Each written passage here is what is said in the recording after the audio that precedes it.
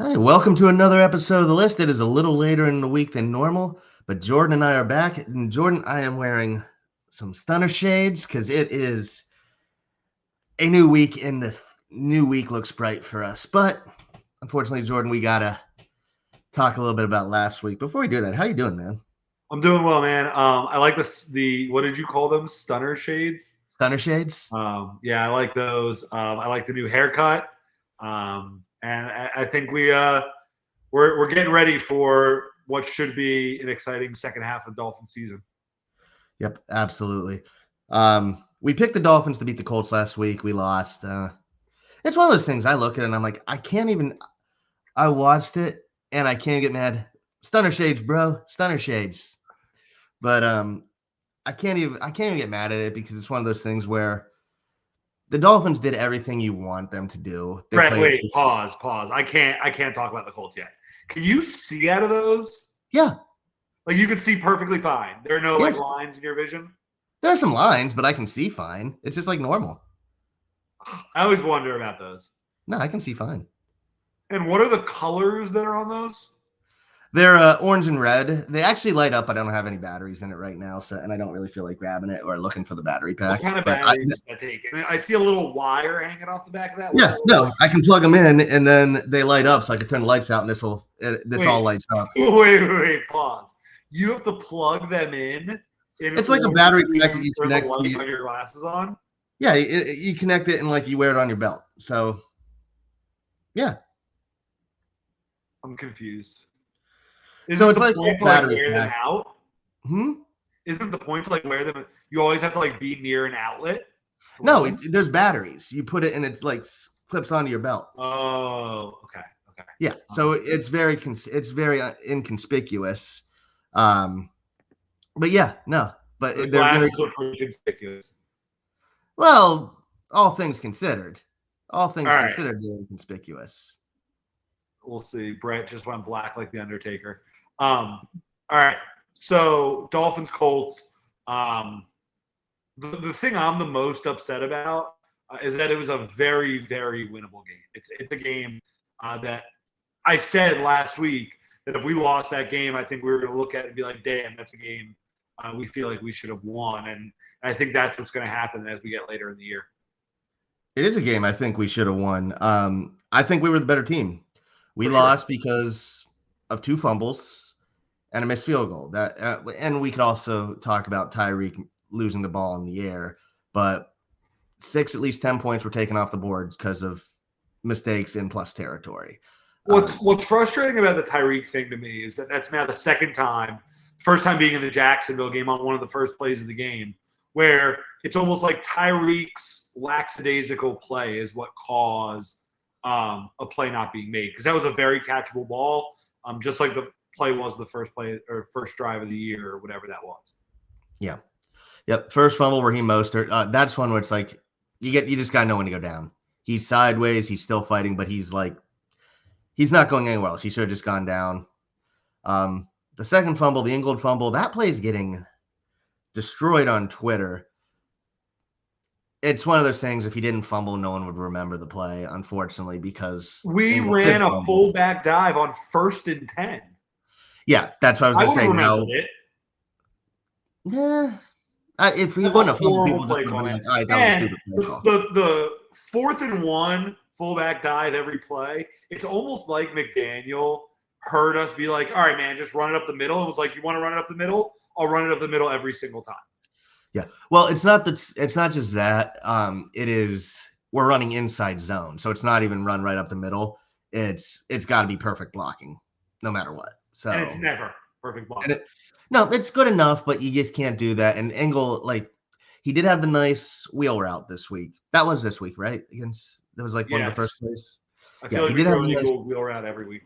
Yeah, it was a nice wheel route, but aside from his touchdown against the Patriots, it hasn't been working.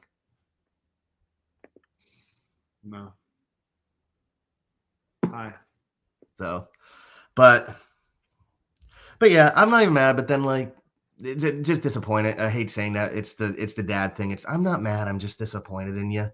That's where I'm at right now. Shout Brett, out to a great movie there.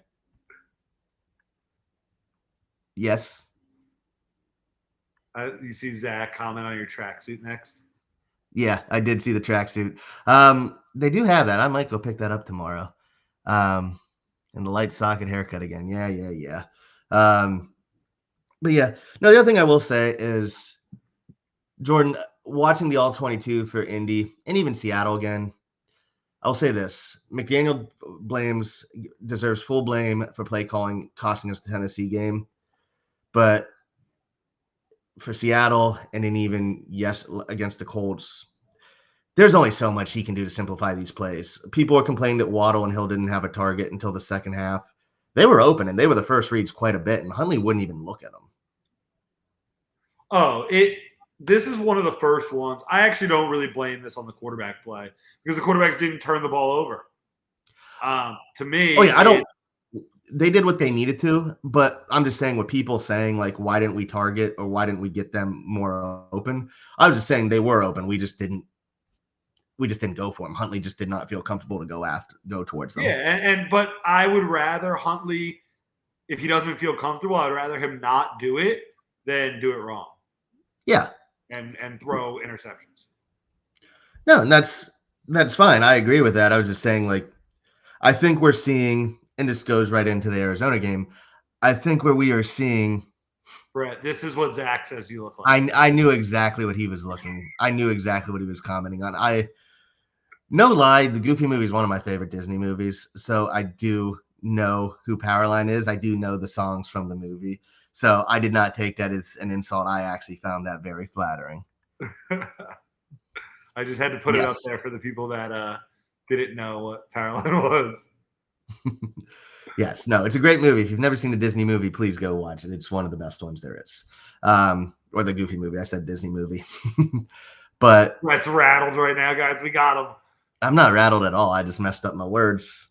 But yeah, Arizona. It's the moment we've been waiting for. Tua's back a week later than we've all hoped. Probably, if he was any other quarterbacks, if we're being honest, probably about 3 weeks later than he would have been. But Tua was what are you expecting? Quite snippy in his comments with the reporters the other day, huh? I'm fine with it. Like, I don't know what else he's going to say. I do think that football is the type of sport that you have to come in with that mentality. If you're going to do it, it's nope. I'm doing it my way. I'm going to be fine. We'll go out there and play football. Yep. You have to come out with that mindset. Yeah. And it's been interesting this week is I'm sure you've seen, Jordan. I think you've even shared some of the tweets. People are asking, what does Tua change and what doesn't he change? I'm curious to get your opinion, but I think he changes a lot because he instantly makes us a big play offense that we haven't been. Even I know people say he wasn't playing well before he was hurt, and no, he wasn't playing well against Buffalo, and he played good for a half against Jacksonville. But it doesn't matter. He has the history showing that he will get the ball where it needs to be, and we will get big plays. I saw one thing people say is that interception, or not the interceptions, the penalties are not going to go away, which is true. But with Tua, second and long, third and long is a lot more makeable, and the drive's not just dead because we lost yards. So I think he changes a lot more than some people want to admit. I think that most offenses, at least in the current times, are read offenses. So you have a certain number of reads in the play, and you're looking one way and then the other and then the other and the other and making the decision. And you have a progression of reads that you make. This offense is a very timing-based offense. And Tua is probably the best timing-based quarterback that there is. Certainly better than Skylar Thompson, Tyler Huntley, and Tim Boyle. So I think that we get a quarterback, as I'm also seeing what Zach said. I think we're getting a quarterback that fits what we want to do as an offense. No, put those back down. We're getting a quarterback that fits what we want to do as an offense, and it will allow us to now properly evaluate our team as we go down the rest of the season. Yeah. Yeah, no, honestly, just thinking about it, if we call or if McDaniel calls the offense like he did against New England and against Indy, we should roll Arizona. We've already seen we have 3 running backs who can get the job done to varying degrees. Jalen Wright should still be the number 1 back, and that is a strike against McDaniel right now, as he's not getting more carries. But Tua is going to get Waddle involved. He's going to get Cheetah involved. Hopefully they keep getting Jonnu Smith involved. Add Mostert, Achane, and Wright. There is no reason this offense can't turn it around. I know everybody still has concerns about the offensive line, but if we have them performing like they have this last month, they're functional enough for Tua. I agree. And you mentioned Jonnu Smith. I did call Jonnu Smith scoring a touchdown last week. I think that you almost had to go to more of a tight end based offense because of the quarterback that you had there. And now you can go to throwing it out to guys like Tyreek, to guys like Waddle, get Odell more involved, get the running backs involved in the passing game, and really open it up to fit the way you built this team. You were almost playing with parts that you weren't really built for earlier in the season. Yeah. So let's talk a little bit about the Arizona Cardinals. Jordan, excuse me, they have Kyler Murray back. I think I came in this year. I don't know about you, but I came in this year thinking this would be it for Kyler. I thought they were going to be ready to move on, and it doesn't seem to be the case. It seems like he's having a bit of a rebound year. Marvin Harrison Jr. is showing he's the real deal. They still need to work on that defense quite a bit, but especially with that division and with the Niners struggling, what are they? They're 3 wins. They can make a run. It's a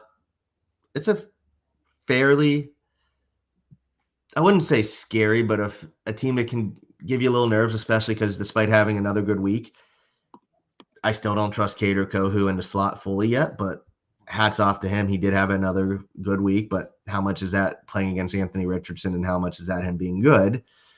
So that'll be a matchup to watch. But again, we're going up against one of the worst defenses in the league, and in theory, we have a quarterback that can make them pay. It's going to be interesting to see the way our defense matches up with their offense, because they have a lot of playmakers on the offensive side of the ball, and it's an offense I think is pretty underrated. Obviously, you mentioned Kyler Murray, and I'm going to like to see us again in a second consecutive week. He's a little bit different of a mobile quarterback than Anthony Richardson, so I'll like to see how Anthony Weaver adjusts to that.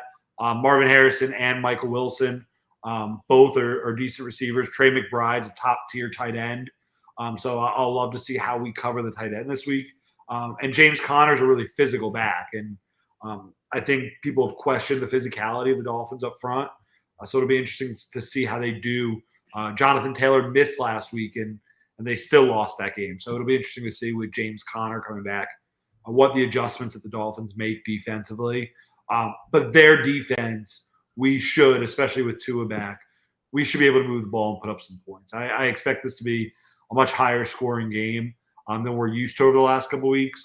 And it's a game that I expect the Dolphins to maybe trail in a little bit and get their footing early.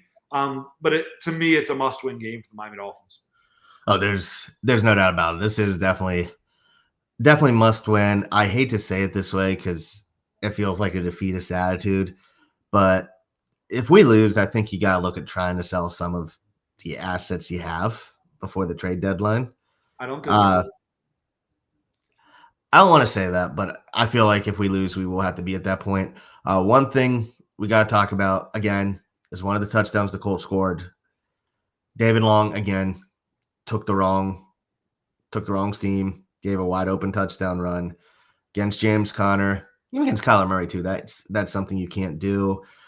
Again, Jordan Brooks has been a great signing. I thought he had another really good week, but David Long, for as good as he was last year, he's been responsible for most of the big plays this year. Our defense has given up. Yeah, it's like when we follow our rules and play our base defense, and everybody's doing what they're supposed to do. But football is a sport where one guy tries to take a chance and jump a play or or jump a gap, it backfires and costs the whole team. And it seems like that's happening David Long on a regular basis, even though he's still one of the leaders and one of the top tier players on this defense. Yep. I thought Jordan Poyer had a better game against the Colts, but even still, he was in perfect position. Somehow, easy interception hits his hands and still goes to the wide receiver. So I think with Poyer, we just have to just say it's just one of those years where it's just not going to work for him, at least so far. It makes it even worse is Deshaun Elliott and Brandon Jones are both having really good years. Both having stellar years. Yeah, and Marcus May has been good, but the other two safeties, not so much. And although it sounds like Holland might play this week, which with the hammer on his hand or whatever they call it, that big cast, I don't know what to expect from him. I wouldn't expect much. Yeah. Maybe he can punch a ball out or two. Yeah, well, he does have that ability. Looking at the Cardinals depth chart, they do have Sean Murphy-Bunting, who feels like after having a really good start to his career with Tampa, it seems like he's just a journeyman now. It seems like he's been on a different team every year since that Super Bowl run. It'll be interesting to see how he matches up with Tyreek or Waddle. Looking at their cornerbacks, they have Garrett Williams and Starling Thomas listed as their other two corners. I've never heard of either of those people. Can you help me out there? I was just reading what. Club too. Yeah, that works. No, I can't help you out because I wasn't listening to you because Zach was insulting you. Yeah, they ends in Y. The other corners aside from Sean Murphy-Bunting are Starling Thomas and Garrett Williams. Have you heard of either of them? Garrett Williams, wasn't he the guy from Syracuse? Zach, was that the guy from Syracuse? Zach's a Syracuse fan. Yeah, Garrett Williams is the dude from Syracuse. I believe he was hurt as a rookie. I don't know much about Starling Thomas. Yeah, I've never heard of him. So it'll be interesting. If I remember right, Sean Murphy-Bunting, he's very much one of those guys who likes to get physical, very handsy. Probably going to get a lot of holding calls. No, I'm not thinking of Trill Williams. I know of Trill Williams. Garrett Williams was also. I'm looking this up.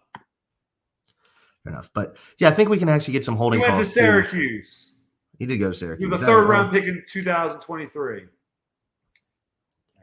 Yeah, I told you, Zach's a band. I knew what I was talking about. I did get you. Yeah. So, but yeah, I actually do think. I think the Dolphins will break 24 points this week. I don't know if I'm going on a limb there, but I actually think we're gonna, like I said, I think you're gonna see a huge change. You're gonna see a much faster team. You're gonna see a team that we've become accustomed to seeing the last 2 years, at least against bad teams. I think we've seen the last couple of weeks what we're used to seeing against good teams, just against the bad teams. I hope that that's the case, and I hope that we don't come out of this week going, "Damn, we're one of the bad teams." And if we do, we are. And look, like I said, and I said it earlier, and I think a lot of people have said this quite a bit to the point where they're getting annoying. But Tua does change so much for the offense. That being said, we are not 2-4 just because we don't have Tua. That's now true. the fact that we can't get anybody even being a functional passing quarterback outside of Tua still perplexes me. I don't think our system is that complex where everybody struggles aside from the motions, but you can take that out. I think all the routes are fairly simple and they're based off, even if they are based off of timing. But again, we failed the tight end position. Durham Smythe, gone. Julian Hill. I can't believe Julian Hill is still on this football team. And every week we say it, and every week he does multiple things in the game, and they're usually back-to-back that he messes up. Yeah. Oh. Yeah, he has 8 holding calls. He has 8 penalties, which is tied for the most with Liam Eichenberg. But Ike has had 5 of his penalties declined. But basically all of Hill's have been accepted. But did you see what John Embry said about Julian Hill today?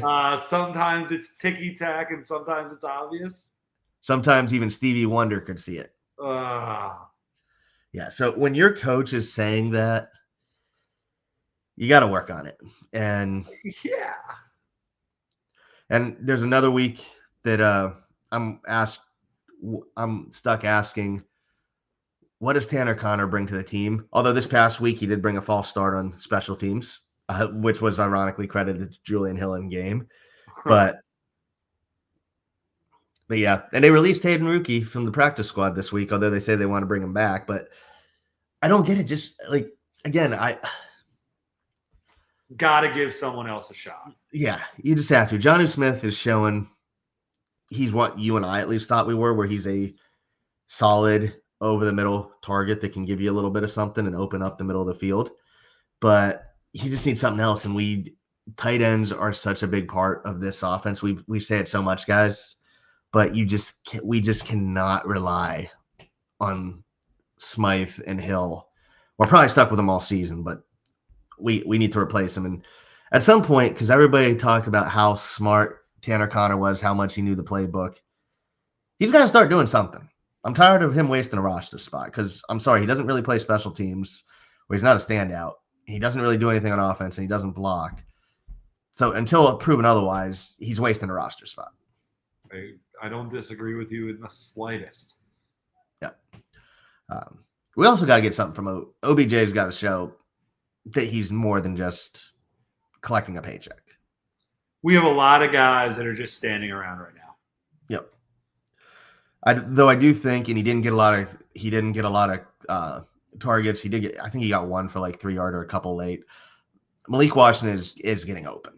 So I think, especially with Tua back, we're going to see Malik Washington's going to alleviate quite a bit of those third wide receiver-ish concerns we have. The two things that have bothered me a little bit this season, ironically, are both rookies. One's Malik Washington, and one's that Jalen Wright hasn't gotten 7 love. I mean, what did he play? 6 snaps? Or he got 6 touches or something? Yeah, it was averaging like 10 yards or 7 yards. Give the kid the ball. Give him the ball. Yeah. Malik should get more chances now. Braxton Barros, unfortunately, towards ACL. Sorry that Braxton got hurt, but during the game when it happened, you probably thought the same thing. Why are you bringing the ball out? Always. I did not understand it. But so I also think I think in theory you're going to see an upgrade on special teams. And we say it all the time, if Danny Crossman is not fired at the end of the year. Oh, my God. He has to have something on someone in the organization, or you've got to get that's almost a fireable offense by Mike McDaniel to keep Crossman. For sure. Our special teams last year was horrible. And you say, oh, no, I didn't even consider letting him go. And then you come out and you have the worst special teams in the league again. Like, what are you doing? That's easily to me a fireable offense. Yep. So what is the one matchup you are looking to this week that you feel the Dolphins have to or will exploit? I think it's opening up the passing game again, especially we've talked about it over the middle of the field and in that intermediate zone of the field and get Tyreek and get Jalen Waddle back in the game. I'd like to see both of them go over 100 yards. I'd love to see the focus be to get the ball to them early and often and get the passing game back into a groove. Yep. I think you're going to see us come out passing. I would not be shocked to see us have a couple 3-and-outs early, maybe even a get back in the groove interception too, just trying to get everybody going. But the thing we've seen almost to their detriment, actually really to their detriment, are both Tua and Mike McDaniel are almost hyper aggressive. So they are going to want to get Tua, Tyreek, and Jalen Waddle all running. They're going to almost force the ball to the wide receivers early. So I would not be shocked if early on you see some struggles. But I do expect a big second half. Looking at the defense for the Cardinals, I still think you gotta ride our offensive line in the run game because You've got L.J. Collier, Roy Lopez, Dante Stills. The only one of those players I knew before reading this depth chart is L.J. Collier. But you have that as a three-man defensive line, and then a linebacking tour of Zaven Collins, Kaiser Wright, Mac Wilson, and Julian Aquara. Not a bad linebacker core, but a very undersized linebacker core for a 3-4. So, and we've seen for all the struggles, Aaron Brewer is going to move the D-line and get look, we talked a lot about Aaron Brewer earlier in the year. I'm a big fan of that guy. He's been good. I'm a big fan. He has been a really good center for us. Yeah, I like him a lot. Yeah. Austin Jackson, I'm going to call a roller coaster because in pass protection, he has been up and down, and you never know what you're going to get. But in the run game, he's constantly winning. Robert Jones is also a roller coaster. You never know what you're going to get, but he's winning in the run game too. And Liam's Liam. You might get something good. You might get him on his face, but they're winning in the run game. Keep doing that. Do it early. The run game will bring people up, and then you'll get more one-on-ones. And then what were we calling? What were they calling it last year? The greatest show on surf. That'll be back. I think you just got to run it. It was painful to watch, but I do think getting the run game going the last couple of weeks was good for the offense. And I think it shows we don't need Tua to be Superman. We just need him to be really good. Yeah, for sure. But I think to be a really good team in this league, I think there's a lot of bad quarterback play right now in the NFL. And I think having a player that's playing well at quarterback can make all the difference. It's also a very streaky season for quarterbacks too. Sam Darnold started out on fire, and he's come back to being Sam Darnold. But I saw the stat today. There is one team that has not thrown a touchdown so far in the month. Do you know what team that is? Well, we threw one.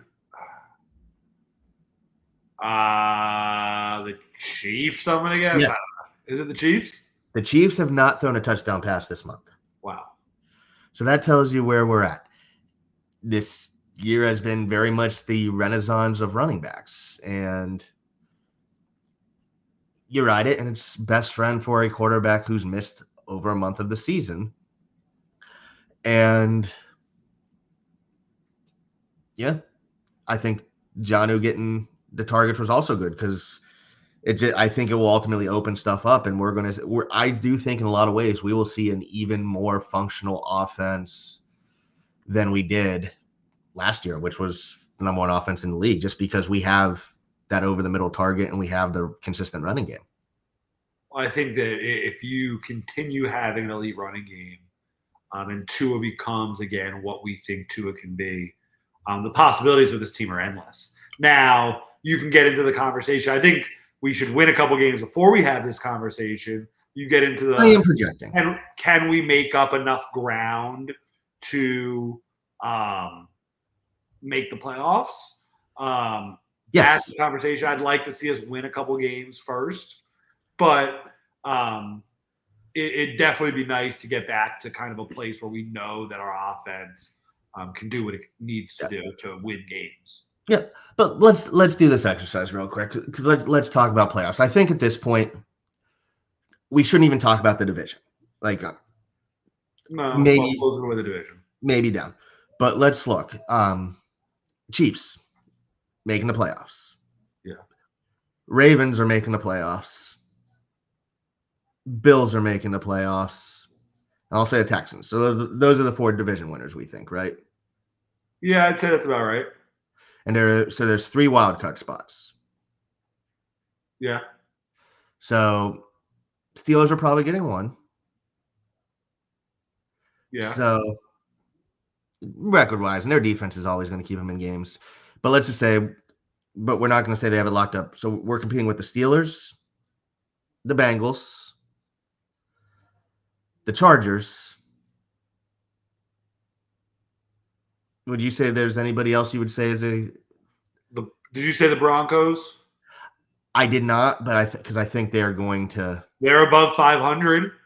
They are, but do you think they're going to? Well, let's throw them in. So there's 4. Did you say the Colts? I don't think they're going to do it. We can put them in. We'll say 5 because they beat us. Did you say the Bengals? So we'll say 7. 6. Sorry. I can't count. Um, I think we're better, even though we lost. I think the Colts quarterback play will cost them. I think they'll fall. I think the Bengals will fall out. They just I just don't. think the Bengals are sitting there saying the same exact Or thing the that we're Broncos, excuse me. The Bengals, I think it depends on health. That's always an issue with them. But realistically, I think you have us competing with 4 other teams for 3 spots. And if you look at the seat, I hate to say it, anything can happen, but we're probably losing to Buffalo next week. I think we all know. I think we all can until we prove otherwise. I love how that's just where we are right now. Until we prove it. Until we prove it, we're going to say that. But that's so funny. And again, if you look at the rest of the schedule, there is no reason why. So we have the Cardinals. I think we should win. We'll probably lose to the Bills. We have the Rams who are beat up. We should beat them. We have the Raiders. We have the Patriots again. There's no reason we shouldn't at minimum go 4-1 going into the Thanksgiving game against Green Bay. I think that's a big ask. That's fair, but if everybody's hitting on full cylinders, which of those teams are better than us? Not many. Of those teams. Oh, of the teams that we play? Yeah. So basically Cardinals, Bills, win, Rams, loss, win, Raiders, win, Patriots. win. So we should, in theory, if everything goes as we expect, hope, and it should, if we play up to our talent, we should be going into the game against Green Bay 1 game over 500.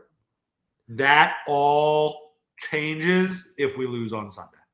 That does all change if we lose on Sunday. But and then we're into a rough stretch to end a year, but the Browns have been bad, the Jets have been bad, and we play them twice, and the Niners have been mediocre. So all winnable games. Yeah, they're all winnable games. So it's all about righting the ship. The question is, will we? And again, just to repeat myself, I think Tua makes a lot of things easier, and a lot of stuff that we're worried that he won't fix, he still hides a lot of those issues. For sure. Now, what is the one issue you think he cannot hide that is going to still hurt us the most? Well, I think that, and we talked about this before we were talking about Tua from a health perspective, is that Tua has what I feel like is a back-breaking play in every game. There's always one play that Tua makes throughout every game, like the pick at Buffalo, the drive before he got hurt, that is just a devastating issue for Tua. So I think if you limit that, and I mean, I don't really think that Tua can turn Julian Hill and Durham Smythe into football players. But if he can limit back-breaking plays, I think we'll be okay. We're good enough to win games. Yeah. I would even say this. Tua's a gunslinger. People don't think of him like that, but he is always going to go for the aggressive play. He's going to push the ball down the field, and that's where a lot of his injuries and turnovers come from. I trust Anthony Weaver's defense to keep us in a game more than any defense I can remember. I think I don't remember if you and I said this on this show, but so far Anthony Weaver's defense in terms of getting off the field is what we were sold Vic Fangio would be. Yes. The turnovers still need to come. The sacks still need to come. This is a defense of very much close but no cigar and a lot of stuff. But they're getting off the field. We have the best third down defense in the league. How many times have we been able to say that?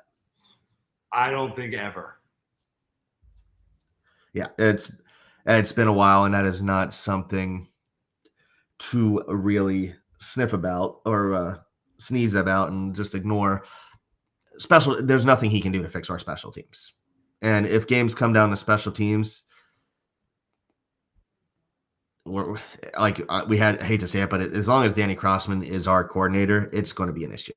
But a lot like what I said to you when it came to the some of the issues being the same as last year's issues, Danny Crossman shouldn't even be in position to be Yeah. the one to make our special teams bad because he showed last year he can't do it.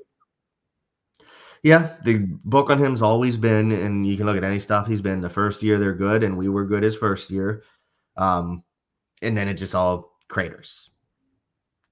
That's the case, and that is where coaches make their money is when things stop going right. Are you willing to make the changes?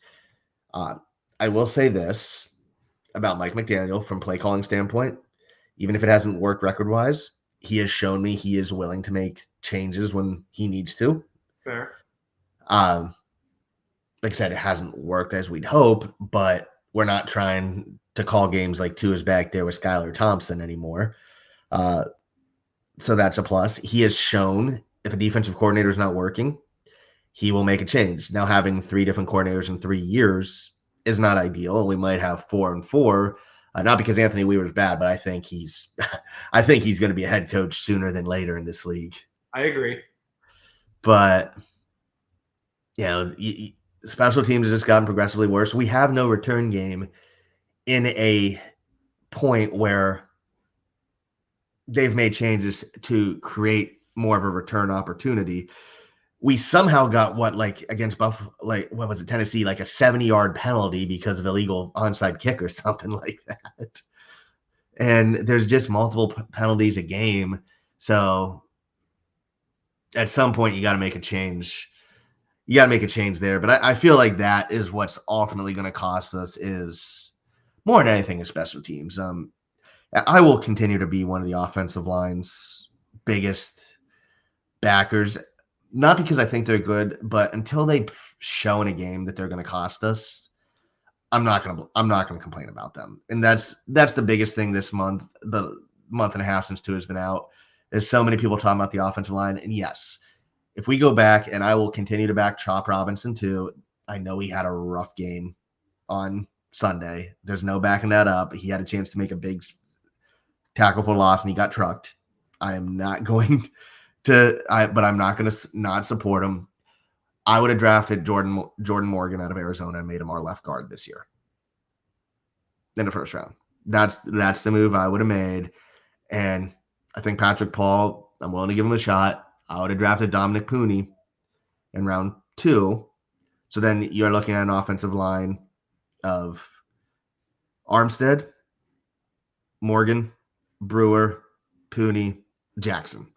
And I think that puts us in a very, very good spot. So that's what I would have done. But I still think Patrick Paul and Chop Robinson do have a bright future. Unfortunately, that doesn't help us this year. No, it doesn't. Unfortunately. Yeah. And guess we'll look into predictions. What is your prediction for this Sunday?